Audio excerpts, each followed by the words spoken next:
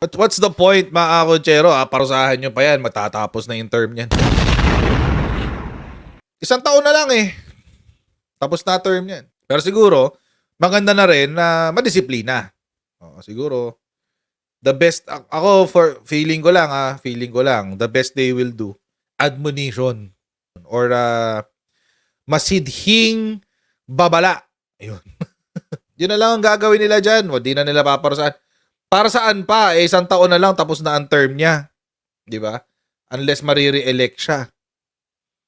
Ano ba to? Last term na ba niya to? Or meron pa siyang isang term? Kasi kung last term na niya to, again, it's pointless. Hindi na pala siya makakatakbo ulit. At least for 1 term. Di ba? So,